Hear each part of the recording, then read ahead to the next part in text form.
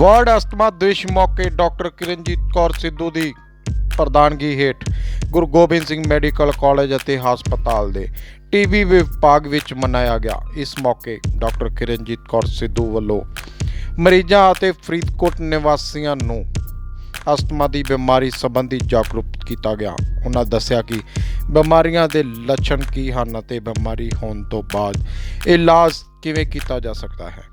ਬਿਮਾਰੀ ਦੇ ਬਚਣ ਲਈ ਜਾਗਰੂਕ ਵੀ ਕੀਤਾ ਗਿਆ।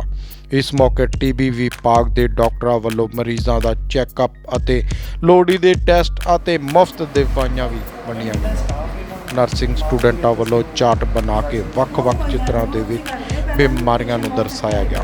ਉਹਨਾਂ ਦੱਸਿਆ ਕਿ ਇੰਨੇ ਦਿਨਾਂ ਦੇ ਵਿੱਚ ਕਣਕ ਅਤੇ ਤੂੜੀ ਬਣਾਉਣ ਕਾਰਨ ਹਵਾ ਪ੍ਰਦੂਸ਼ਣ ਹੋ ਰਹੀ ਹੈ। ਦਮਾ ਬਿਮਾਰੀ ਦੀ ਜਾਗਰੂਕਤਾ ਨਾ ਹੋਣ ਕਾਰਨ ਮਰੀਜ਼ਾਂ ਦੀ ਗਿਣਤੀ ਦਿਨੋਂ ਦਿਨ ਵੱਧਦੀ ਹੀ ਜਾ ਰਹੀ ਹੈ। ਭੈਣ ਭਰਾ ਮਾਤਾਵਾਂ ਤੇ ਬਜ਼ੁਰਗਾਂ ਨੂੰ ਸਭ ਤੋਂ ਪਹਿਲਾਂ ਮੇਰੀ ਸਤਿ ਸ੍ਰੀ ਅਕਾਲ। ਆਪਾਂ ਅੱਜ ਵਿਸ਼ਵ ਦਮਾ ਦਿਵਸ ਤੇ ਗੱਲ ਕਰਾਂਗੇ ਦਮੇ ਬਾਰੇ। ਸੋ ਦਮਾ ਕੀ ਹੈ? ਦਮਾ ਇੱਕ ਤਰ੍ਹਾਂ ਦੀ ਐਲਰਜੀ ਦੀ ਬਿਮਾਰੀ ਹੈ। ਕਈ ਮਰੀਜ਼ਾਂ ਨੂੰ ਨੱਕ, ਗਲੇ ਤੇ ਚਮੜੀ ਦੀ ਐਲਰਜੀ ਹੁੰਦੀ ਹੈ ਤੇ ਇਹਨਾਂ ਮਰੀਜ਼ਾਂ ਵਿੱਚੋਂ ਬਾਅਦ ਵਿੱਚ ਛਾਤੀ ਜਾਂ ਫੇਫੜਿਆਂ ਦੀ ਐਲਰਜੀ ਹੋ ਜਾਂਦੀ ਹੈ, ਜਿਸ ਨੂੰ ਦਮਾ ਆਖਿਆ ਜਾਂਦਾ ਹੈ। ਕੁਝ ਮਰੀਜ਼ਾਂ ਨੂੰ ਸਿੱਧੇ ਹੀ ਫੇਫੜਿਆਂ ਦੀ ਐਲਰਜੀ ਹੁੰਦੀ ਹੈ। ਸੋ ਇਹ ਇੱਕ ਐਲਰਜੀ ਦੀ ਬਿਮਾਰੀ ਹੈ ਔਰ ਦਮਾ ਕਿਸੇ ਵੀ ਉਮਰ ਵਿੱਚ ਹੋ ਸਕਦਾ ਹੈ। ਦਮਾ ਹੁੰਦਾ ਹੈ, ਉਹਨੂੰ ਆਮ ਲੋਕ ਬੱਖੀਆਂ ਦੀ ਤਕਲੀਫ ਵੀ ਕਹਿ ਦਿੰਦੇ ਆ। ਹੁਣ ਆਪਾਂ ਅੱਗੇ ਗੱਲ ਕਰਾਂਗੇ ਦਮੇ ਦੇ ਲੱਛਣਾਂ ਬਾਰੇ। ਸੋ ਦਮੇ ਨੂੰ ਆਮ ਲੋਕ ਕੀ ਕਹਿ ਦਿੰਦੇ ਆ? ਸਾਹ ਲੈਣ ਵਿੱਚ ਤਕਲੀਫ ਹੋਣਾ, ਛਾਤੀ ਚੋਂ ਸੀਟੀ ਕਰਦੀ ਆਵਾਜ਼ ਆਉਣਾ, ਇਹ ਦਮੇ ਦੇ ਮੇਨ ਲੱਛਣ ਹਨ। ਇਸੇ ਨਾਲ ਇਹ ਲੱਛਣ ਜ਼ਿਆਦਾ ਰਾਤ ਦੇ ਸਮੇਂ ਵੱਧ ਜਾਂਦੇ ਹਨ। ਸੋ ਇਸ ਕਰਕੇ ਮਰੀਜ਼ ਨੂੰ ਸੌਣ ਦੇ ਵਿੱਚ ਦਿੱਕਤ ਪੇਸ਼ ਆਉਂਦੀ ਹੈ। ਇਹਨਾਂ ਮੇਨ ਲੱਛਣਾਂ ਤੋਂ ਇਲਾਵਾ ਮਰੀਜ਼ ਨੂੰ ਛਿੱਕਾ ਲੱਗਣਾ, ਵਾਰ-ਵਾਰ ਜ਼ੁਕਾਮ ਹੋਣਾ ਜਾਂ ਕਈ ਵਾਰ ਚਮੜੀ ਦੀ ਐਲਰਜੀ, ਜਿਵੇਂ ਕਿ ਚਮੜੀ ਤੇ ਧੱਫੜ ਪੈਣਾ, ਇਹ ਸਭ ਲੱਛਣ ਵੀ ਨਾਲ ਹੋ ਸਕਦੇ ਹਨ। ਸੋ ਦਮੇ ਦੇ ਕੀ ਕਾਰਨ ਹਨ? ਜਿਵੇਂ ਆਪਾਂ ਪਹਿਲੇ ਗੱਲ ਕੀਤੀ ਕਿ ਦਮਾ ਇੱਕ ਐਲਰਜੀ ਦੀ ਬਿਮਾਰੀ ਹੈ। ਸੋ ਅਲੱਗ-ਅਲੱਗ ਮਰੀਜ਼ਾਂ ਵਿੱਚ ਦਮੇ ਦੇ ਅਲੱਗ-ਅਲੱਗ ਕਾਰਨ ਹੋ ਸਕਦੇ ਹਨ। ਬਿਮਾਰੀ ਇੱਕ ਗੱਲ ਮੈਂ ਹੋਰ ਦੱਸਣਾ ਚਾਹੂੰਗੀ ਕਿ ਇਹ ਬਿਮਾਰੀ ਕਈ ਵਾਰੀ ਪੀੜ੍ਹੀ ਦਰ ਪੀੜ੍ਹੀ ਵੀ ਚੱਲਦੀ ਹੈ। ਜੇ ਕਿਸੇ ਨੂੰ ਫੈਮਿਲੀ ਵਿੱਚ ਦਾਦਕੇ ਨਾਨਕੇ ਵਿੱਚ ਕਿਸੇ ਨੂੰ ਕੋਈ ਐਲਰਜੀ ਜਾਂ ਦਮੇ ਦੀ ਤਕਲੀਫ ਹੁੰਦੀ ਆ ਤਾਂ ਫਿਰ ਇਹ ਅਗਲੀਆਂ ਪੀੜ੍ਹੀਆਂ ਵਿੱਚ ਵੀ ਹੋ ਸਕਦੀ ਆ। ਜਾਂ ਫਿਰ ਜਿਵੇਂ ਬਹੁਤ ਖੁਸ਼ਬੂਦਾਰ ਚੀਜ਼ਾਂ ਜਿਵੇਂ ਸੈਂਟ ਜਾਂ ਫਿਰ ਖਾਣ ਪੀਣ ਦੀਆਂ ਖੱਟੀਆਂ ਤਲੀਆਂ ਚੀਜ਼ਾਂ ਤੇ ਠੰਡਾ ਪਾਣੀ ਪੀਣ ਨਾਲ, ਠੰਡੀ ਹਵਾ ਨਾਲ ਜਾਂ ਸਰਦ ਗਰਮ ਹੋਣ ਨਾਲ ਜਾਂ ਮੌਸਮ ਦੀ ਤਬਦੀਲੀ ਕਾਰਨ ਇਹ ਦਮੇ ਦੇ ਲੱਛਣ ਆ ਜਾਂਦੇ ਹਨ। ਆਪਾਂ ਮੱਛਰਾਂ ਦੇ ਬਚਾਅ ਲਈ ਘਰ ਵਿੱਚ ਕਛੂਏ ਦਾ ਪ੍ਰਯੋਗ ਕਰਦੇ ਹਾਂ। ਸੋ ਉਹਦੇ ਧੂਏ ਨਾਲ ਜਾਂ ਫਿਰ ਅਗਰਬੱਤੀ ਦੇ ਧੂਏ ਨਾਲ ਵੀ ਇਹ ਲੱਛਣ ਆ ਸਕਦੇ ਹਨ। ਘਰ ਵਿੱਚ ਕਈ ਲੋਕਾਂ ਨੇ ਕੁੱਤੇ ਜਾਂ ਬਿੱਲੀਆਂ ਰੱਖੀਆਂ ਹੁੰਦੀਆਂ ਹਨ। ਕਈ ਮਰੀਜ਼ਾਂ ਨੂੰ ਇਹਨਾਂ ਜਾਨਵਰਾਂ ਦੇ ਵਾਲਾਂ ਤੋਂ ਵੀ ਐਲਰਜੀ ਹੋ ਸਕਦੀ ਹੈ। ਘਰ ਵਿੱਚ ਵਿਛਾਈਆਂ ਮੋਟੀਆਂ ਕਾਰਪੈਟਸ ਜਾਂ ਚਟਾਈਆਂ, ਮੋਟੀਆਂ ਚਾਦਰਾਂ ਜਾਂ ਭਾਰੀ ਪਰਦੇ ਜਿਸ ਵਿੱਚ ਮਿੱਟੀ ਜੰਮ ਜਾਂਦੀ ਹੈ, ਇਹ ਵੀ ਦਮੇ ਦੇ ਲੱਛਣਾਂ ਨੂੰ ਪੈਦਾ ਕਰਦੇ ਹਨ। ਗੱਲ ਕਰੂੰਗੀ ਦਮੇ ਦੀ ਕਿਸਮਾਂ ਬਾਰੇ। ਸੋ ਦਮੇ ਦੀ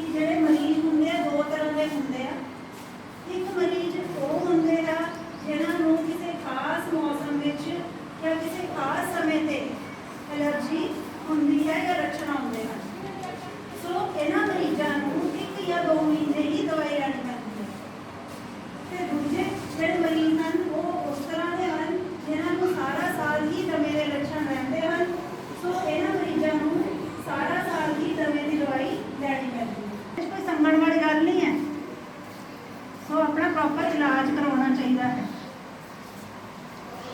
दमे दे कोई बहुत महंगे टेस्ट नहीं होंगे, छाती का एक्सरे ते एक साह का टेस्ट होंदा है जिन्होंने PFT कहते हैं, ये मेन टेस्ट हैं। तो जेडे कुछ लोग एलर्जी का टेस्ट जोड़ा कराते हैं कि सानू किहड़ी चीज़ों को एलर्जी है, 5-5 हज़ार खर्च करके आते हैं प्राइवेट लैबां तो करवाते हैं। असीं कभी किसी मरीज को नहीं कहते कि तुसीं एलर्जी का टेस्ट करा के आओ। वो ਜਿਹੜੇ ਟੈਸਟ ਐਲਰਜੀ ਦਾ ਉਹਦਾ ਕੋਈ ਜ਼ਿਆਦਾ ਫਾਇਦਾ ਨਹੀਂ ਹੁੰਦਾ, ਉਹਦਾ ਹਰ ਚੀਜ਼ ਤੋਂ ਮਾੜੀ ਮੋਟੀ ਐਲਰਜੀ ਕੱਢ ਹੀ ਦਿੰਦੇ ਆ। ਸੋ ਮੇਨ ਗੱਲ ਇਹ ਹੈ ਕਿ ਜਿਹੜੀ ਚੀਜ਼ ਤੋਂ ਤੁਹਾਨੂੰ ਲੱਗਦਾ ਹੈ ਕਿ ਐਲਰਜੀ ਹੈ ਉਸ ਚੀਜ਼ ਦਾ ਪਰਹੇਜ਼ ਕਰਨਾ ਚਾਹੀਦਾ ਹੈ। ਉਸ ਟੈਸਟ ਦਾ ਮੇਰੇ ਹਿਸਾਬ ਨਾਲ ਕੋਈ ਜ਼ਿਆਦਾ ਫਾਇਦਾ ਨਹੀਂ ਹੈ। ਇਹਨੂੰ ਆਪਾਂ ਆਮ ਬੋਲੀ 'ਚ ਪੰਪ ਕਹਿ ਦਿੰਦੇ ਆ, ਠੀਕ ਹੈ, या असी लोग डॉक्टर लोग इनू इनहेलर कह देंगे हैं। ये पंप जोड़ा है ये बारे ही मैं गल कर रही हाँ। या फिर दूसरे जोड़े है छोटी जी मशीन होंगी आ देखो छोटी जी मशीन है और इसको खोल के ये कैप्सूल पाया जाता है, जिदा आम कैप्सूल एक होंगे है आ देखो इस तरह का कैप्सूल होंगे है, इस दवाई होंगी है। सो इस बारे आप गल कर रहे हैं कि सब तो सेफ दवाइयाँ हैं, कोई भी इसके साइड इफेक्ट नहीं है। की होंदा है कि साह दी नाड़ियां जड़ियां वो सुंगड़ जांदियां, साह दियां सुंगड़ियां होईयां नाड़ियां ते यह पंप की जिहड़ी दवाई आ वो मल्लम वांगू काम करदी आ ते उन्हां नूं जिहड़ी सुंगड़ियां होईयां नाड़ियां नूं खोल दिंदी आ ते मरीजां नूं साह लेना सौखा हो जाता। सो इस तरह यह पंप विच पाई दवाई काम करती है। पंप सानू लग जाऊगा मतलब असी ये आदि हो जाएंगे, सानू हैबिट हो। क्लीयर करना चाहूँगी कि पंप नहीं लगता, लगी तो बीमारी होंगी है। सो मेरी यही बेनती है कि जो तुहानू दमे के लक्षण किसी मरीज को आते हैं तो किसी स्पैशलिस्ट डॉक्टर को जाके अपना प्रॉपर इलाज करवाना चाहिए है। तुसीं सारे कुछ मेरे भैन भरा पिंडों विचों भी आए हुए, कुछ दवाइयाँ जिमें कि गोलियां प्रेडनीसोन दमे के मरीजों को ला देंगे हैं तो ये मरीज अपने शरीर से बहुत ही बुरे प्रभाव हैं, जिमें कि ब्लड प्रेशर का बढ़ना, शुगर का बढ़ना होना, ये सब स्टीरॉयड के बुरे प्रभाव हैं तो हड्डियां का फुलना। ਅੱਜ ਅਸੀਂ BSc ਨਰਸਿੰਗ ਸੈਕੰਡ ਈਅਰ ਦੇ ਯੂਕॉम ਦੇ ਵਿਦਿਆਰਥੀ ਤੁਹਾਨੂੰ ਦਮੇ ਬਾਰੇ ਦੱਸਣ ਜਾ ਰਹੇ ਹਾਂ। ਦਮਾ ਇੱਕ ਸਾਹ ਦੀ ਬਿਮਾਰੀ ਹੁੰਦੀ ਹੈ। ਇਸ ਬਿਮਾਰੀ ਵਿੱਚ ਸਾਡੀ ਸਾਹ ਦੀਆਂ ਨਾੜੀਆਂ ਜਿਹੜੀਆਂ ਨੇ ਉਹਦੇ ਵਿੱਚ ਸੋਜ ਆ ਜਾਂਦੀ ਹੈ। ਜਿਵੇਂ ਕਿ ਤੁਸੀਂ ਦੇਖ ਸਕਦੇ ਹੋ ਇਹ ਚਿੱਤਰ ਵਿੱਚ ਦੋ ਤਰ੍ਹਾਂ ਦੇ ਫੇਫੜੇ ਦਿਖਾਏ ਗਏ ਹਨ, ਇੱਕ ਹੈਗੇ ਆਮ ਫੇਫੜੇ, ਇੱਕ ਹੈਗੇ ਦਮੇ ਵਾਲੇ ਫੇਫੜੇ। ਜਿਹੜਾ ਕਿ ਆਮ ਫੇਫੜਾ ਹੈ ਉਹ ਬਿਲਕੁਲ ਸਹੀ ਹੈ, ਉਹਦਾ ਜਿਹੜਾ ਅੰਦਰ ਜਾਣ ਦਾ ਰਸਤਾ ਹੈ ਉਹ ਹੈ ਵੀ ਵੱਡਾ ਤੇ ਉਹਦੇ ਵਿੱਚ ਕੋਈ ਤਰ੍ਹਾਂ ਦੀ ਸੋਜਿਸ਼ ਨਹੀਂ ਆਈ ਹੋਈ। ਤੇ ਦੂਸਰੇ ਪਾਸੇ ਜਿਹੜੇ ਦਮੇ ਵਾਲੇ ਫੇਫੜੇ ਹਨ ਉਹਦੇ ਵਿੱਚ ਜਿਹੜੇ ਆਪਣੇ ਸਾਹ ਦੀਆਂ ਨਾੜੀਆਂ ਹਨ ਉਹ ਸੁੰਗੜ ਚੁੱਕੀਆਂ ਹਨ, ਕਿਉਂਕਿ ਉੱਥੇ ਸੋਜਿਸ਼ ਆ ਚੁੱਕੀ ਆ। ਆਹ ਜਿਹੜਾ ਰਸਤਾ ਦਿਖਾਇਆ ਗਿਆ ਹੈ ਇਹ ਘੱਟ ਹੋ ਗਿਆ ਹੈ। ਇਹ ਜਿਹੜਾ ਉਸ ਤੋਂ ਬਾਅਦ ਅੱਗੇ ਜਾ ਕੇ ਇੱਧਰ ਆ ਕੇ ਸੋਜਿਸ਼ ਹੋਣ ਕਰਕੇ ਆਪਣੇ ਸਾਹ ਦੀ ਮਾਤਰਾ ਜੋ ਕਿ ਅਸੀਂ ਅੰਦਰ ਲੈ ਕੇ ਜਾਂਦੇ ਹਾਂ ਆਕਸੀਜਨ ਉਹ ਵੀ ਘਟ ਜਾਂਦੀ ਹੈ। ਜੇ ਅਸੀਂ ਬਾਹਰੋਂ ਹੀ ਘੱਟ ਆਕਸੀਜਨ ਲੈ ਕੇ ਜਾਵਾਂਗੇ ਤਾਂ ਅੰਦਰ ਜਿਹੜੀ ਆਪਣੇ ਸਰੀਰ ਨੂੰ ਪੂਰਾ ਮਾਤਰਾ ਮਿਲੂਗੀ ਉਹ ਵੀ ਘੱਟ ਜੂਗੀ, ਜਿਹਦੇ ਕਾਰਨ ਆਪਾਂ ਨੂੰ ਸਾਹ ਲੈਣ ਵਿੱਚ ਦਿੱਕਤ ਆਉਂਦੀ ਹੈ। ਇਸ ਦੇ ਬਹੁਤ ਸਾਰੇ ਕਾਰਨ, ਲੱਛਣ ਤੇ ਇਲਾਜ ਹਨ ਜੋ ਕਿ ਤੁਹਾਨੂੰ ਅਸੀਂ ਅੱਗੇ ਦੱਸਾਂਗੇ। ਬਾਰੇ ਦੱਸਣ ਜਾ ਰਹੀ ਹਾਂ। ਦਮੇ ਦੇ ਬਹੁਤ ਸਾਰੇ ਕਾਰਨ ਹੁੰਦੇ ਹਨ। ਪਹਿਲਾ ਹੈ ਕੁਝ ਭੋਜਨ ਜਿਵੇਂ ਕਿ ਤਲੀਆਂ ਹੋਈਆਂ ਚੀਜ਼ਾਂ ਜਾਂ ਠੰਡੀਆਂ ਚੀਜ਼ਾਂ, ਆਈਸਕ੍ਰੀਮ ਜਾਂ ਕੋਈ ਹੋ ਗਿਆ ਠੰਡੀ ਲੱਸੀ, ਠੰਡੇ ਦੁੱਧ, ਜਾਂ ਕਈਆਂ ਨੂੰ ਭੋਜਨ ਤੋਂ ਅਲਰਜੀ ਹੁੰਦੀ ਜਿਵੇਂ ਹੋ ਗਈ ਕਣਕ, ਠੀਕ ਹੈ। ਉਹ ਅੱਗੇ ਕਾਰਨ ਹੁੰਦਾ ਕਿ ਖਾਨਦਾਨੀ ਮਤਲਬ ਇਹ ਪੀੜ੍ਹੀ ਦਰ ਪੀੜ੍ਹੀ ਚੱਲਦਾ ਹੈ, ਮਾਂ-ਬਾਪ ਤੋਂ ਬੱਚਿਆਂ ਨੂੰ ਵੀ ਹੋ ਸਕਦਾ ਹੈ। ਪਰ ਇਸ ਤੋਂ ਆਪਾਂ ਨੂੰ ਕੋਈ ਡਰਨ ਦੀ ਲੋੜ ਨਹੀਂ ਹੈਗੀ ਵੀ ਵੀ ਜੇ ਮੇਰੇ ਮਾਂ-ਬਾਪ ਨੂੰ ਤਾਂ ਮੈਨੂੰ ਵੀ ਉਹਦਾ ਬੱਚਿਆਂ ਨੂੰ ਡਰਨ ਦੀ ਕੋਈ ਲੋੜ ਨਹੀਂ ਹੈਗੀ। ਇਸ ਵਿੱਚ ਆਪਾਂ ਇਸ ਨੂੰ ਬਚਾਅ ਵੀ ਕਰ ਸਕਦੇ ਹਾਂ। ਦੂਜਾ ਹੈਗਾ ਅਦਰ, ਜਿਵੇਂ ਕਿ ਆਪਾਂ ਸੈਂਟ ਲਗਾਉਂਦੇ ਹਾਂ ਤਾਂ ਉਹਦੀ ਤੇਜ਼ ਖੁਸ਼ਬੂ ਕਰਕੇ ਵੀ ਆਪਾਂ ਨੂੰ ਚੜ੍ਹ ਜਾਂਦਾ ਹੈ, ਉਹਦੇ ਕਰਕੇ ਵੀ ਇਹ ਬਿਮਾਰੀ ਫੈਲ ਸਕਦੀ ਹੈ। ਅੱਗੇ ਆ ਗਿਆ ਕਾਰਨ ਪ੍ਰਦੂਸ਼ਣ ਜਿਵੇਂ ਕਿ ਹੁਣ ਤੁਹਾਨੂੰ ਪਤਾ ਹੀ ਹੈ ਫੈਕਟਰੀਆਂ ਵਿੱਚੋਂ ਨਿਕਲਦਾ ਧੂੰਆਂ, ਜਾਂ ਫਿਰ ਕੀ ਹੁੰਦਾ ਗਾ ਜਿਵੇਂ ਅੱਜ ਕੱਲ੍ਹ ਮੌਸਮ ਹੁਣ ਕਣਕ ਕੱਟੀ ਸੀਗੀ ਤਾਂ ਉਹਦੇ ਵਿੱਚ ਕੀ ਸੀਗਾ ਪਰਾਲੀਆਂ ਨੂੰ ਅੱਗ ਲਾਉਂਦੇ, ਉਹਦੇ ਵਿੱਚੋਂ ਨਿਕਲਦਾ ਧੂੰਆਂ ਵੀ ਇਹ ਬਿਮਾਰੀ ਦਾ ਕਾਰਨ ਬਣ ਸਕਦਾ ਹੈ। ਅੱਗੇ ਹੈਗੀ ਸਾਹ ਦੀ ਲਾਜ, ਛਾਤੀ ਨਾਲ ਜਾਂ ਸਾਹ ਨਾਲ ਹੋਰ ਦਿੱਕਤਾਂ ਜਿਹੜੀਆਂ ਹੁੰਦੀਆਂ ਉਹਦੇ ਨਾਲ ਸੰਬੰਧਿਤ ਬਿਮਾਰੀਆਂ ਵੀ ਇਸ ਬਿਮਾਰੀ ਦਾ ਕਾਰਨ ਬਣ ਸਕਦੀਆਂ ਹਨ। ਦਵਾਈਆਂ ਜਿਵੇਂ ਕਿ ਦਰਦ ਵਾਲੀਆਂ ਦਵਾਈਆਂ ਹੁੰਦੀਆਂ ਨੇ ਜਿਨ੍ਹਾਂ ਨੂੰ ਆਪਾਂ ਸਟੀਰੋਇਡਸ ਕਹਿੰਦੇ ਆ, ਉਹ ਵੀ ਆਪਣੇ ਕੀ ਬੁਰਾ ਪ੍ਰਭਾਵ ਪਾਉਂਦੀਆਂ ਹਨ, ਜਿਹੜਾ ਕਿ ਦਮੇ ਦਾ ਕਾਰਨ ਬਣ ਸਕਦੀਆਂ ਹਨ। ਅੱਗੇ ਕਰਨਾਂਗੇ ਸਿਗਰਟ ਪੀਣਾ। ਸਿਗਰਟ ਪੀਣ ਨਾਲ ਜਿਹੜੇ ਆਪਣੇ ਫੇਫੜੇ ਹੁੰਦੇ ਆ ਉਹ ਸੁੰਗੜ ਜਾਂਦੇ ਹਨ, ਜਿਹਦੇ ਕਰਕੇ ਸਾਹ ਵਾਲੀ ਨਾਲੀ ਸੁੰਗੜ ਕਰਕੇ ਸਾਹ ਦੀ ਜਿਹੜੀ ਆਪਣੇ ਅੰਦਰ ਸਰੀਰ ਦੇ ਅੰਦਰ ਮਾਤਰਾ ਜਾਂਦੀ ਉਹ ਘਟ ਜਾਂਦੀ ਹੈ। ਅੱਗੇ ਆ ਗਿਆ ਤਣਾਅ। ਜਿਵੇਂ ਕਿ ਤੁਹਾਨੂੰ ਪਹਿਲਾਂ ਦੱਸਿਆ ਵੀ ਖਾਨਦਾਨੀ ਹੁੰਦੀ ਹੈ ਬਿਮਾਰੀ, ਤੇ ਕਈ ਲੋਕ ਇਸ ਬਿਮਾਰੀ ਨੂੰ ਡਰ ਲੈ ਕੇ ਬਹਿ ਜਾਂਦੇ ਨੇ ਕਿ ਸਾਨੂੰ ਨਾ ਹੋ ਜੇ। ਉਸ ਕਰਕੇ ਕੀ ਲੋਕ ਤਣਾਅ ਕਰਦੇ ਹਨ, ਚਿੰਤਾ ਕਰਦੇ ਹਨ, ਜਿਹਦੇ ਕਰਕੇ ਉਹਨਾਂ ਨੂੰ ਡਿਪਰੈਸ਼ਨ ਹੋ ਜਾਂਦਾ ਹੈ ਤੇ ਹੋਰ ਬਿਮਾਰੀ ਵੀ ਲੱਗ ਸਕਦੀ ਹੈ। ਮੈਂ ਤੁਹਾਨੂੰ ਦੱਸਣਾ ਚਾਹੁੰਦੀ ਹਾਂ ਦਮਾ ਬਿਮਾਰੀ ਦੇ ਲੱਛਣ। ਪਹਿਲਾਂ ਤੇਜ਼ ਸਾਹ ਹੋਣਾ। ਤੇਜ਼ ਸਾਹ ਕਿਉਂ ਹੋਊਗਾ? ਕਿਉਂਕਿ ਉਹਨਾਂ ਨੇ ਪਹਿਲਾਂ ਦੱਸਿਆ ਹੈ ਜਿਹੜੀ ਆਪਣੀ ਸਾਹ ਵਾਲੀਆਂ ਨਾਲੀਆਂ ਹੁੰਦੀਆਂ ਉਹਨਾਂ 'ਚ ਸੋਜ ਆ ਜਾਂਦੀ ਹੈ, ਤਾਂ ਪਤਲੀਆਂ ਹੋ ਜਾਂਦਾ, ਤੇਜ਼ ਸਾਹ ਆਉਣ ਲੱਗ ਜਾਂਦਾ। ਦੂਜੇ ਨੰਬਰ 'ਤੇ ਸਾਹ ਦੀ ਕਮੀ। ਸਾਹ ਦੀ ਕਮੀ ਅਗਰ ਮਰੀਜ਼ ਤੇਜ਼ ਸਾਹ ਲਊਗਾ ਤਾਂ ਸਾਹ ਦੀ ਕਮੀ ਹੋਊ ਆਪਣੇ ਸਰੀਰ 'ਚ। ਤੀਜੇ ਨੰਬਰ ਛਾਤੀ 'ਚ ਜਕੜਨ। ਜੇ ਇਸ ਬਿਮਾਰੀ 'ਚ ਜਿਵੇਂ ਬੰਦੇ ਨੂੰ ਖੰਘ ਹੁੰਦੀ ਹੈ ਤਾਂ ਛਾਤੀ 'ਤੇ ਜ਼ਿਆਦਾ ਜ਼ੋਰ ਪੈਂਦਾ ਹੈ ਤਾਂ ਛਾਤੀ 'ਚ ਜਕੜਨ ਹੋ ਜਾਂਦੀ ਹੈ। ਰਾਤ ਨੂੰ ਦਮੇ ਦਾ ਦੌਰਾ ਪੈਣਾ। ਰਾਤ ਨੂੰ ਕਿਉਂ ਹੀ ਦਮੇ ਦਾ ਦੌਰਾ ਪੈਂਦਾ ਹੈ? ਕਿਉਂਕਿ ਆਮ ਲੋਕਾਂ ਵਿੱਚ ਜਦੋਂ ਆਪਾਂ ਸੌਂ ਰਹੇ ਹੁੰਦੇ ਹਾਂ ਆਪਣੀਆਂ ਸਾਹ ਵਾਲੀਆਂ ਨਾਲੀਆਂ ਥੋੜ੍ਹੀਆਂ ਪਤਲੀਆਂ ਹੋ ਜਾਣ, ਤੇ ਜੋ ਦਮੇ ਵਾਲਾ ਮਰੀਜ਼ ਹੁੰਦਾ ਹੈ ਉਸਦੀਆਂ ਨਾਲੀਆਂ 'ਚ ਪਹਿਲਾਂ ਹੀ ਸੋਜ ਹੁੰਦੀ ਹੈ ਬਿਮਾਰੀ ਕਾਰਨ, ਤਾਂ ਰਾਤ ਨੂੰ ਦਮੇ ਦਾ ਦੌਰਾ ਜ਼ਿਆਦਾ ਪੈਂਦਾ ਹੈ। ਪੁਰਾਣੀ ਖੰਘ। ਜਿਸ ਮਰੀਜ਼ ਨੂੰ ਲੰਬੇ ਸਮੇਂ ਤੋਂ ਪੁਰਾਣੀ ਖੰਘ ਹੋਵੇ ਉਹ ਵੀ ਇੱਕ ਲੱਛਣ ਹੈ। ਤੇਜ਼ ਦਿਲ ਦੀ ਧੜਕਣ। ਜੇਕਰ ਆਪਾਂ ਨੂੰ ਸਾਹ ਚੰਗੀ ਤਰ੍ਹਾਂ ਨਹੀਂ ਪਹੁੰਚੂਗਾ ਤਾਂ ਆਪਣੇ ਦਿਲ ਦੀ ਧੜਕਨ ਤੇਜ਼ ਹੋਊਗੀ। ਇਸ ਤੋਂ ਇਲਾਵਾ ਜਿਵੇਂ ਕਿ ਰਾਤ ਨੂੰ ਮਰੀਜ਼ ਸੌਂ ਰਿਹਾ ਹੋਵੇ ਉਸਦੀ ਛਾਤੀ 'ਚੋਂ ਸੀਟੀਆਂ ਦੀ ਆਵਾਜ਼ ਆਉਣੀ, ਤੇ ਇਹ ਵੀ ਇੱਕ ਲੱਛਣ ਹੈ। ਕਿ ਦਮੇ ਦੇ ਇਲਾਜ ਬਾਰੇ, ਦਮੇ ਦਾ ਕੋਈ ਸਪੈਸੀਫਿਕ ਇਲਾਜ ਨਹੀਂ ਹੈ, ਪਰ ਇਸ ਨੂੰ ਆਪਾਂ ਰੋਕ ਸਕਦੇ ਹਾਂ ਤਾਂ ਕਿ ਹੋਰ ਜ਼ਿਆਦਾ ਨਾ ਹੋਵੇ। ਸਭ ਤੋਂ ਪਹਿਲਾਂ ਕੀ ਹੈ ਦਮੇ ਵਾਲਾ ਪੰਪ। ਦਮੇ ਵਾਲਾ ਪੰਪ ਦਾ ਇਸਤੇਮਾਲ ਕਿਵੇਂ ਕਰ ਸਕਦੇ ਹਾਂ ਆਪਾਂ? ਇਹ ਆਪਾਂ ਨੱਕ ਦੇ ਥਰੂ ਜਾਂ ਫਿਰ ਮੂੰਹ ਦੇ ਥਰੂ ਕਿ ਆਪਾਂ ਇਸ ਸਪਰੇਅ ਨੂੰ ਕਿ ਆਪਾਂ ਅੰਦਰ ਲੈ ਸਕਦੇ ਹਾਂ, ਤਾਂ ਕਿ ਕਦੇ ਵੀ ਆਪਾਂ ਨੂੰ ਜੇ ਦਮੇ ਦਾ ਅਟੈਕ ਆਉਂਦਾ ਹੈ ਤਾਂ ਆਪਾਂ ਇਹਨੂੰ ਲੈ ਕੇ ਆਪਣਾ ਆਕਸੀਜਨ ਦਾ ਲੈਵਲ ਕੀ ਹੈ ਸਹੀ ਰੱਖ ਸਕਦੇ ਹਾਂ। ਫਿਰ ਉਸ ਤੋਂ ਬਾਅਦ ਆਪਾਂ ਗੱਲ ਕਰਾਂਗੇ ਗੋਲੀਆਂ ਨੂੰ ਸਮੇਂ ਸਿਰ ਲੈਣਾ। ਜੋ ਆਪਣੀ ਦਵਾਈ ਹੈ ਚੰਗੀ ਖੁਰਾਕ ਲੈਣ ਤੋਂ ਬਾਅਦ ਹੀ ਹਮੇਸ਼ਾ ਸਾਨੂੰ ਦਵਾਈ ਲੈਣੀ ਚਾਹੀਦੀ ਹੈ। ਫਿਰ ਉਸ ਤੋਂ ਬਾਅਦ ਆਪਾਂ ਗੱਲ ਕਰਾਂਗੇ ਕਸਰਤ ਕਰਨਾ। ਕਸਰਤ ਸਾਨੂੰ ਇੱਕ ਦਿਨ ਦੇ ਵਿੱਚ 30 ਮਿੰਟ ਤੱਕ ਕਰਨੀ ਚਾਹੀਦੀ ਹੈ ਤਾਂ ਕਿ ਆਪਣੀ ਬਾਡੀ ਦਾ ਆਕਸੀਜਨ ਲੈਵਲ ਹੈ ਜੋ ਉਹ ਵਧੀਆ ਰਹੇ। ਫਿਰ ਮਾਸਕ ਦੀ ਵਰਤੋਂ। ਬੇਟਾ ਇੱਥੇ ਮੈਂ ਦੱਸਣਾ ਚਾਹੂੰਗੀ ਕਿ ਕਸਰਤ ਜਿਹੜੀ ਹੈਗੀ ਆ, ਕਸਰਤ ਦੇ ਨਾਲ ਵੀ ਦਮੇ ਦਾ ਅਟੈਕ ਆ ਸਕਦਾ ਹੈ। ਸੋ ਕਸਰਤ ਜੇ ਕਰਨੀ ਹੈ ਤਾਂ ਪਹਿਲਾਂ ਵਾਰਮ ਅਪ ਕਰਨਾ ਆਪਣੀ ਬਾਡੀ ਨੂੰ, ਉਸ ਤੋਂ ਬਾਅਦ ਮਾਈਲਡ ਐਕਸਰਸਾਈਜ਼ ਕਰਨੀ ਹੈ, ਬਹੁਤ ਜ਼ਿਆਦਾ ਨਹੀਂ ਕਰਨੀ। ਜਦੋਂ ਆਪਾਂ ਕਿਤੇ ਬਾਹਰ ਜਾਣਾ ਹੈ, ਪ੍ਰਦੂਸ਼ਣ ਵਾਲੀ ਜਗ੍ਹਾ ਤੇ ਜਾਣਾ ਹੈ, ਜਾਂ ਫਿਰ ਜਦੋਂ ਮੌਸਮ ਬਦਲਦਾ ਤਾਂ ਫੁੱਲਾਂ ਦੀ ਧੂੜ ਚੜ੍ਹਦੀ ਹੈ, ਤਾਂ ਉਹਦੇ ਨਾਲ ਕੀ ਆਪਾਂ ਮਾਸਕ ਦੀ ਵਰਤੋਂ ਕਰਨੀ ਚਾਹੀਦੀ ਹੈ, ਕਿਉਂਕਿ ਮਾਸਕ ਦੇ ਨਾਲ ਕੀ ਆ ਆਪਾਂ ਬਿਮਾਰੀ ਤੋਂ ਵੀ ਬਚਾਂਗੇ ਤੇ ਦੂਜਿਆਂ ਨੂੰ ਵੀ ਫੈਲਣ ਤੋਂ ਬਚਾਵਾਂਗੇ। ਫਿਰ ਆਪਾਂ ਗੱਲ ਕਰਾਂਗੇ ਭਾਫ਼ ਨੂੰ। ਭਾਫ਼ ਦੇ ਵਿੱਚ ਕੀ ਹੁੰਦਾ ਹੈ? ਇਹਦੇ ਨਾਲ ਆਪਣਾ ਜਿਹੜਾ ਆਕਸੀਜਨ ਦਾ ਲੈਵਲ ਉਹ ਵਧੀਆ ਰਹਿੰਦਾ ਹੈ, ਤੇ ਇਹਦੇ ਨਾਲ ਕੀ ਹੁੰਦਾ ਜਿਹੜੇ ਆਪਣੀ ਬਲਗਮ ਛਾਤੀ ਦੇ ਵਿੱਚ ਆਪਣੇ ਫੇਫੜਿਆਂ ਦੇ ਵਿੱਚ ਫਸੀ ਹੁੰਦੀ ਹੈ ਉਹ ਕੀ ਬਾਹਰ ਆ ਜਾਂਦੀ ਹੈ। ਆਪਾਂ ਸਾਹ ਕਿੱਦਾਂ ਲੈਣਾ, ਇਹਦੇ ਵਿੱਚ ਭਾਫ਼ ਕਿੱਦਾਂ ਲੈਣੀ ਹੈ? ਨੱਕ ਦੇ ਥਰੂ ਲੈਣੀ ਹੈ ਤੇ ਆਪਾਂ ਮੂੰਹ ਦੇ ਨਾਲ ਕੀ ਸਾਹ ਨੂੰ ਬਾਹਰ ਕੱਢਣਾ ਹੈ, ਤੇ ਫਿਰ ਇਹਦੇ ਨਾਲ ਕੀ ਬਲਗਮ ਕੀ ਸਾਰੀ ਆਪਣੀ ਬਾਹਰ ਆ ਸਕਦੀ ਹੈ।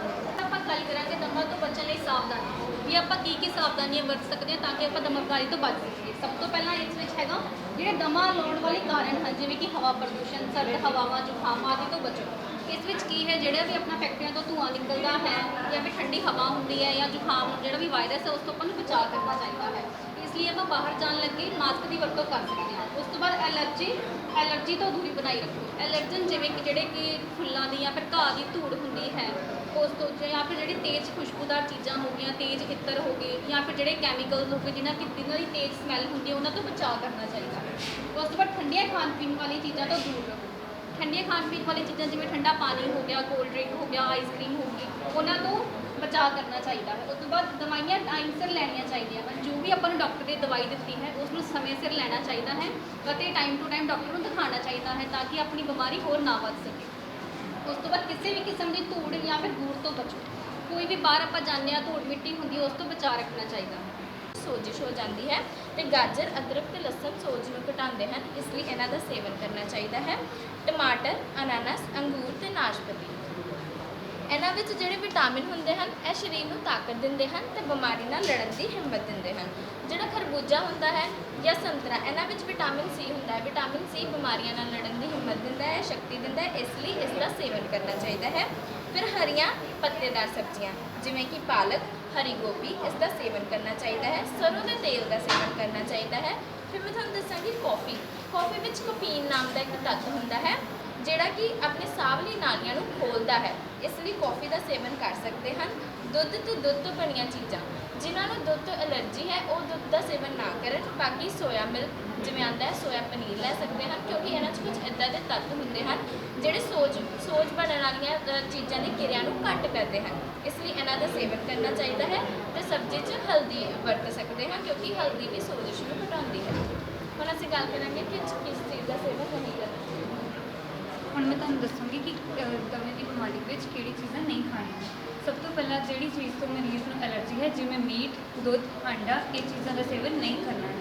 ਦੂਸਰੀ ਗੱਲ, ਸਮੋਸੇ, ਤਲੀਆਂ ਚੀਜ਼ਾਂ ਇਹ ਨਹੀਂ ਖਾਣੀਆਂ ਹਨ, ਕਿਉਂਕਿ ਇਸ ਨਾਲ ਕੀ ਹੁੰਦਾ ਹੈ, ਇਸ ਨਾਲ ਜਿਹੜਾ ਸਾਡੇ ਢਿੱਡ ਦੇ ਵਿੱਚ ਤੇਜ਼ਾਬ ਜ਼ਿਆਦਾ ਬਣਦਾ ਹੈ, ਜਿਸ ਕਰਕੇ ਸਾਡੇ ਫੇਫੜੇ ਸੁੰਗੜ ਜਾਂਦੇ ਹਨ। ਉਸ ਤੋਂ ਬਾਅਦ ਮਸਾਲੇਦਾਰ ਸਬਜ਼ੀਆਂ ਨਹੀਂ ਖਾਣੀਆਂ।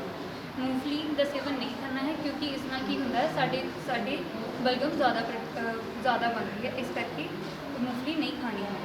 ਉਸ ਤੋਂ ਬਾਅਦ ਨਮਕ ਦਾ ਸੇਵਨ ਨਹੀਂ ਕਰਨਾ ਹੈ, ਕਿਉਂਕਿ ਇਸ ਨਾਲ ਸੋਜ ਵੱਧਦੀ ਹੈ। ਸ਼ਰਾਬ, ਸਿਗਰਟ ਇਹਦਾ ਸੇਵਨ ਨਹੀਂ ਕਰਨਾ ਹੈ, ਕਿਉਂਕਿ ਇਸ ਨਾਲ ਕੀ ਹੁੰਦਾ ਹੈ, ਸਾਡੇ ਫੇਫੜੇ ਸੁੰਗੜ ਜਾਂਦੇ ਹਨ, ਜਿਸ ਕਰਕੇ ਸਾਨੂੰ ਸਾਹ ਲੈਣ ਦੇ ਵਿੱਚ ਦਿੱਕਤ ਆਉਂਦੀ ਹੈ। बेटा नमक बिल्कुल बंद नहीं करना, नमक थोड़ा लेना, ठीक है। ਹਾਂਜੀ, ਹੁਣ ਮੈਂ ਤੁਹਾਨੂੰ ਦੱਸਾਂਗੀ ਕਿ ਮੇਰੇ ਦੋਸਤਾਂ ਨੇ, ਸਾਥੀਆਂ ਨੇ ਕੀ ਤੁਹਾਨੂੰ ਦੱਸਿਆ ਹੈ। ਸਭ ਤੋਂ ਪਹਿਲਾਂ ਤੁਹਾਨੂੰ ਅਸੀਂ ਦੱਸਿਆ ਸੀਗਾ ਕਿ ਦਮਾ ਕੀ ਹੈ। ਦਮਾ ਇੱਕ ਸਾਹ ਸੰਬੰਧਿਤ ਬਿਮਾਰੀ ਹੈ, ਜੋ ਇੱਕ ਲੰਬੇ ਸਮੇਂ ਤੱਕ ਚੱਲਣ ਵਾਲੀ ਬਿਮਾਰੀ ਹੈ, ਜਿਸ ਵਿੱਚ ਜਿਹੜੀਆਂ ਸਾਡੀਆਂ ਸਰੀਰ ਦੀ ਫੇਫੜਿਆਂ ਦੀਆਂ ਨਾੜੀਆਂ ਹਨ, ਉਹਨਾਂ 'ਤੇ ਸੋਜ ਹੋ ਜਾਂਦੀ ਹੈ। ਸੋਜ ਹੋਣ ਦੇ ਕਾਰਨ ਆਪਣੇ ਸਰੀਰ ਨੂੰ ਉਨੀ ਆਕਸੀਜਨ ਨਹੀਂ ਜਾਂਦੀ। ਜਦੋਂ ਫੇਫੜਿਆਂ ਤੱਕ ਆਕਸੀਜਨ ਨਹੀਂ ਜਾਊਗੀ ਤਾਂ ਅੱਗੇ ਆਪਣੇ ਸਿੱਲਾਂ ਤੱਕ ਵੀ ਨਹੀਂ ਜਾਊਗੀ, ਤਾਂ ਉਹਦੇ ਕਾਰਨ ਕੀ ਹੈ, ਸਾਨੂੰ ਸਾਹ ਲੈਣ ਵਿੱਚ ਤਕਲੀਫ ਹੁੰਦੀ ਹੈ। ਉਸ ਤੋਂ ਬਾਅਦ ਤੁਹਾਨੂੰ ਦੱਸਿਆ ਸੀ ਕਿ ਦਮਾ ਦੇ ਕੀ ਕਾਰਨ ਹੋ ਸਕਦੇ ਹਨ। ਜੇ ਸਾਨੂੰ ਕਿਸੇ ਵੀ ਚੀਜ਼ ਤੋਂ ਐਲਰਜੀ ਹੋਵੇ, ਕਿਸੇ ਖਾਣੇ ਤੋਂ ਐਲਰਜੀ ਹੋਵੇ, ਧੂਲ ਮਿੱਟੀ ਦੇ ਕਾਰਨ ਵੀ ਸਾਨੂੰ ਕੀ ਆ, ਅਸਥਮਾ ਹੋ ਸਕਦਾ ਹੈ। ਜਾਂ ਫਿਰ ਅਸੀਂ ਜ਼ਿਆਦਾ ਟੈਨਸ਼ਨ ਵਗੈਰਾ ਲੈਂਦੇ ਹਾਂ। ਅੱਜ ਕੱਲ੍ਹ ਦਾ ਮਤਲਬ ਇਹੋ ਜਿਹਾ ਸ਼ਡਿਊਲ ਹੋ ਗਿਆ ਹੈ ਕਿ ਸਾਰਿਆਂ ਨੂੰ ਬਹੁਤ ਟੈਨਸ਼ਨ ਹੁੰਦੀ ਆ। ਉਹਦੇ ਕਾਰਨ ਜੇ ਕੋਈ ਸ਼ਰਾਬ ਬੀੜੀ ਦਾ ਸੇਵਨ ਕਰਦਾ ਤਾਂ ਉਹਦੇ ਕਾਰਨ ਵੀ ਕੀ ਆ, ਦਮੇ ਦਾ ਇਹ ਕਾਰਨ ਹੋ ਸਕਦਾ ਹੈ। ਦਮੇ ਦੇ ਲੱਛਣ ਕੀ ਹੁੰਦੇ ਹਨ, ਜਿਵੇਂ ਤੁਹਾਨੂੰ ਦੱਸਿਆ ਹੈ ਕਿ ਇਸ ਦੇ ਵਿੱਚ ਕੀ ਆ, ਸਾਹ ਲੈਣ ਵਿੱਚ ਸਾਨੂੰ ਦਿੱਕਤ ਆਉਂਦੀ ਆ। ਮਰੀਜ਼ ਨੂੰ ਕੀ ਆ, ਪੁਰਾਣੀ ਖੰਘ ਵੀ ਹੋ ਸਕਦੀ ਹੈ। ਉਸ ਦੀ ਜਿਹੜੀ ਦਿਲ ਦੀ ਧੜਕਣ ਆ ਉਹ ਕੀ ਆ, ਤੇਜ਼ ਹੋ ਜਾਂਦੀ ਹੈ। ਇਸ ਦੇ ਇਲਾਜ ਵਾਸਤੇ ਅਸੀਂ ਕੀ ਆ, ਸਭ ਤੋਂ ਪਹਿਲਾਂ ਜਦੋਂ ਵੀ ਸਾਨੂੰ ਲੱਗਦਾ ਹੈ ਕਿ ਸਾਨੂੰ ਕੋਈ ਅਸਥਮਾ ਦਾ ਅਟੈਕ ਆ ਰਿਹਾ ਤਾਂ ਸਾਨੂੰ ਕੀ ਆ, ਡਾਕਟਰ ਦੇ ਨਾਲ ਜਾ ਕੇ ਮਿਲਣਾ ਚਾਹੀਦਾ ਹੈ, ਜਾਂਚ ਕਰਵਾਉਣੀ ਚਾਹੀਦੀ ਹੈ।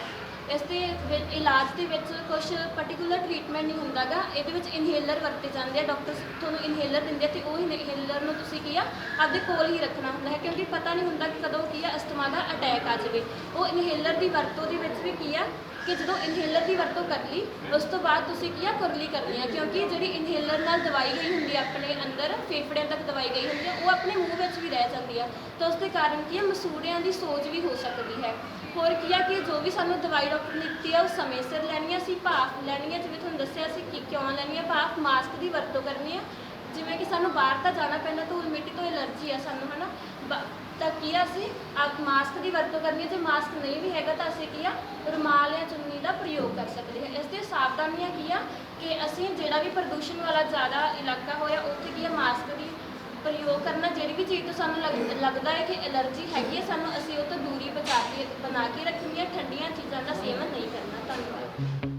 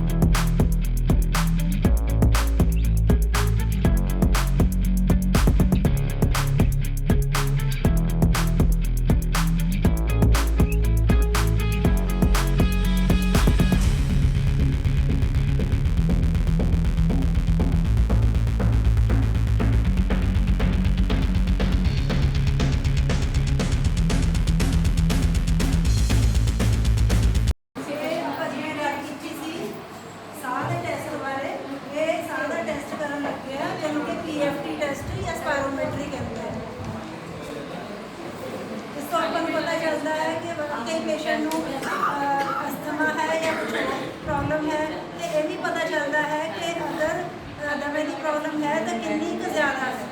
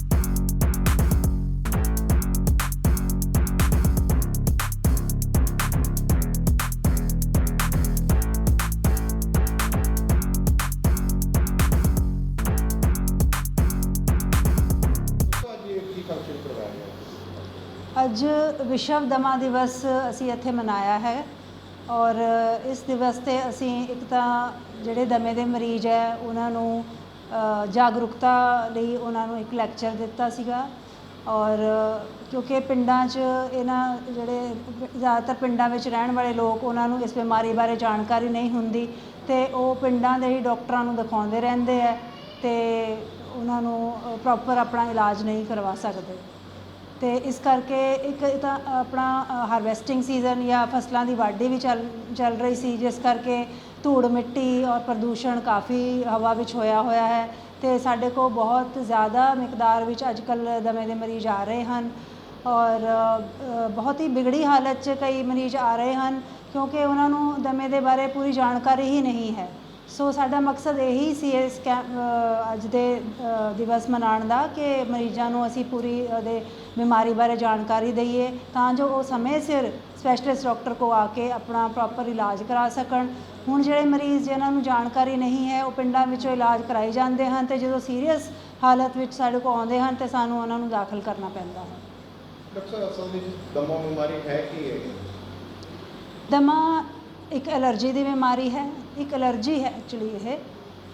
ਸੋ ਦਮਾ ਜਿਹੜਾ ਹੈਗਾ ਕਿਸੇ ਵੀ ਜਿਹੜਾ ਮਰੀਜ਼ ਹੈ ਕਿਸੇ ਵੀ ਚੀਜ਼ ਤੋਂ ਐਲਰਜੀ ਉਹਨੂੰ ਹੋ ਸਕਦੀ ਹੈ। ਕਈ ਮਰੀਜ਼ਾਂ ਨੂੰ ਸਿਰਫ ਜਿਵੇਂ ਅੱਪਰ ਰੈਸਪੀਰੇਟਰੀ ਜਿਹੜਾ ਟਰੈਕਟ ਹੈ, ਜਿਵੇਂ ਕੰਨ, ਨੱਕ, ਗਲਾ, ਇਹਦੀ ਐਲਰਜੀ ਹੁੰਦੀ ਹੈ, ਅਤੇ ਕੁਝ ਮਰੀਜ਼ਾਂ ਨੂੰ ਫਿਰ ਛਾਤੀ ਜਾਂ ਫੇਫੜਿਆਂ ਦੀ ਵੀ ਐਲਰਜੀ ਨਾਲ ਹੋ ਜਾਂਦੀ ਹੈ, ਜਿਸ ਨੂੰ ਕਿ ਆਪਾਂ ਦਮਾ ਕਹਿ ਦਿੰਦੇ ਹਾਂ। ਇਹਦੇ ਲੱਛਣ ਕੀ ਹੈਗੇ ਹੈ? ਦਮੇ ਦੇ ਲੱਛਣ ਦੇਖੋ ਇੱਦਾਂ ਹੈ ਕਿ ਸਭ ਤੋਂ ਜਿਹੜੇ ਖਾਸ ਲੱਛਣ ਇਹਦੇ ਹੈ, ਸੁੱਕੀ ਸੁੱਕੀ ਖਾਂਸੀ ਆਉਂਦੀ ਹੈ ਮਰੀਜ਼ ਨੂੰ, ਸਾਹ ਲੈਣ ਵਿੱਚ ਤਕਲੀਫ ਹੁੰਦੀ ਹੈ, ਅਤੇ ਛਾਤੀ 'ਚੋਂ ਸੀਟੀ ਵਰਗੀ ਆਵਾਜ਼ ਆਉਂਦੀ ਹੈ। ਸੋ ਇਹ ਦਮੇ ਦੇ ਮੇਨ ਲੱਛਣ ਹਨ। ਪਰ ਇਸ ਦੇ ਨਾਲ ਨਾਲ ਛਿੱਕਾਂ ਵੀ ਲੱਗ ਸਕਦੀਆਂ ਹਨ, ਜਲਦੀ ਜ਼ੁਕਾਮ ਲੱਗ ਸਕਦਾ ਹੈ, ਅਤੇ ਜਿਵੇਂ ਕਈ ਮਰੀਜ਼ਾਂ ਨੂੰ ਤਾਂ ਈਵਨ ਚਮੜੀ ਦੀ ਐਲਰਜੀ ਵੀ ਨਾਲ, ਜਿਵੇਂ ਧੱਫੜ ਪੈਣਾ, ਇਸ ਤਰ੍ਹਾਂ ਦੇ ਲੱਛਣ ਵੀ ਆ ਸਕਦੇ ਹਨ। ਕੋਈ ਐਕਸਪਲੇਨ ਕਰ ਸਕਦੇ ਹੋ ਤੁਸੀਂ ਕਿਸ ਤਰ੍ਹਾਂ ਹਾਲਾਤ ਹੁੰਦੇ ਆ?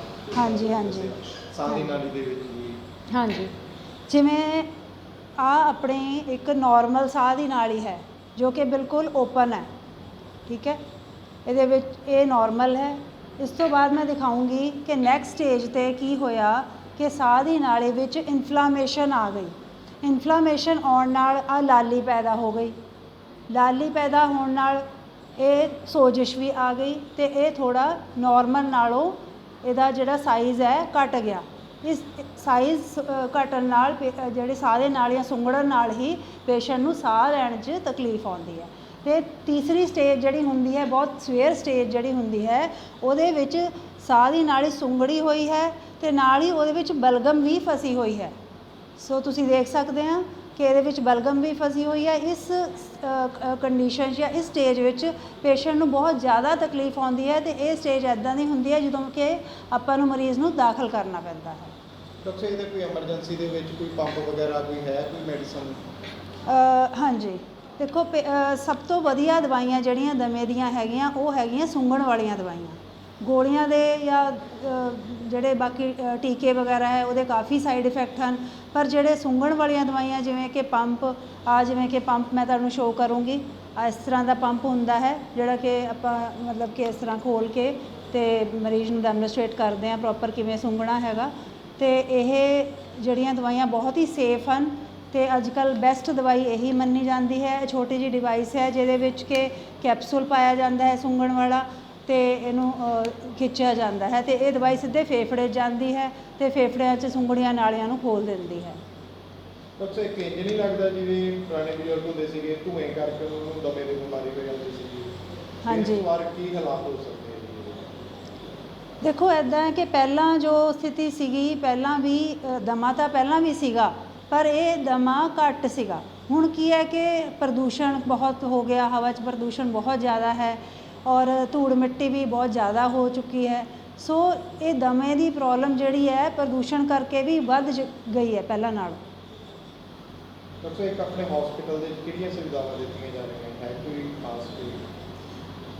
ਆਪਣੇ ਜਿਹੜਾ ਹੈਗਾ ਸਾਹ ਦਾ ਟੈਸਟ ਜਿਹੜਾ PFT ਜਿਹਨੂੰ ਆਪਾਂ ਕਹਿੰਦੇ ਹਾਂ, PFT ਟੈਸਟ ਪੇਸ਼ੈਂਟਸ ਦਾ ਕੀਤਾ ਜਾਂਦਾ ਹੈ ਔਰ ਉਹਨਾਂ ਦਾ ਜਿਹੜਾ ਛਾਤੀ ਦਾ ਐਕਸਰੇ ਅਤੇ PFT ਟੈਸਟ ਤੋਂ ਆਪਾਂ ਉਹਨਾਂ ਦੀ ਬਿਮਾਰੀ ਦਾ ਪਤਾ ਵੀ ਲਗਾਉਂਦੇ ਹਾਂ ਅਤੇ ਇਹ ਵੀ ਪਤਾ ਲਗਾਉਂਦੇ ਵੀ ਉਹ ਕਿਹੜੀ ਸਟੇਜ ਤੱਕ ਪਹੁੰਚ ਚੁੱਕੇ ਹਨ ਅਤੇ ਉਹਨਾਂ ਨੂੰ ਆਪਾਂ ਦਵਾਈ ਦੇ ਕੇ 4-6 ਹਫ਼ਤੇ ਬਾਅਦ ਉਹ ਟੈਸਟ ਰਿਪੀਟ ਕਰਦੇ ਹਾਂ ਅਤੇ ਈਵਨ ਸਾਨੂੰ ਵੀ ਅਤੇ ਮਰੀਜ਼ ਨੂੰ ਵੀ ਇਹ ਪਤਾ ਚੱਲਦਾ ਹੈ ਕਿ ਸਾਨੂੰ ਹੁਣ ਇਸ ਜਿਹੜੀ ਮੈਡੀਸਿਨ ਨਾਲ ਫਰਕ ਹੈ।